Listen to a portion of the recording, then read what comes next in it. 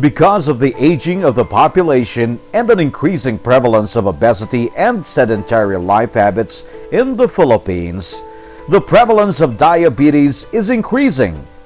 In fact, from the point of view of cardiovascular medicine, it may be appropriate to say diabetes is a cardiovascular disease. Diabetes drives atherosclerosis. High concentrations of glucose in the blood irritate the lining of the arteries that promote the accumulation of plaque. When the inside of an artery is blocked by plaque, the blood supply to that area of the body is reduced or completely blocked. The accumulation of plaque causes an inflammation of the inner lining of the arteries. Thinking that plaque accumulations are the intruding enemy, immune cells contained in the circulating blood attacks the plaque. This leads to more inflammation, swelling, and rupture.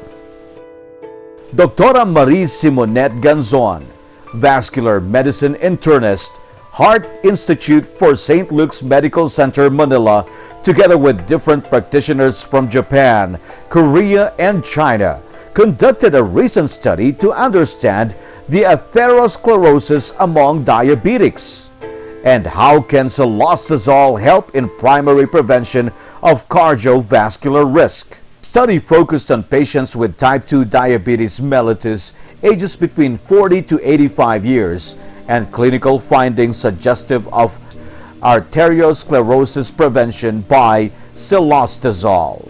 A total of 329 patients are registered for this study.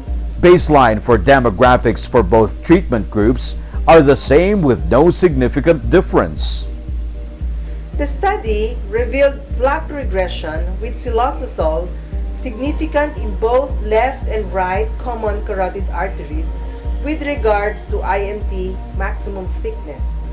Aspirin patients, on the other hand, showed progression from IMT baseline. Furthermore, studies showed significant regression of mean IMT in both left and right common carotid arteries. Aspirin patients, on the other hand, showed progressive thickening from IMT baseline. Cilostazol also demonstrates superiority versus aspirin in increasing HDL among patients included in the study. As a conclusion, cilostazol potentially inhibited progression of carotid IMT, an established surrogate marker of cardiovascular events in patients with type 2 diabetes mellitus compared with aspirin. Primary care is ideally placed to pursue primary prevention, and this should be done both systematically in patients at increased risk such as your diabetic patients. Cilostazol, your new standard of management care in optimizing protection against vascular diseases, giving your patients longer life to enjoy.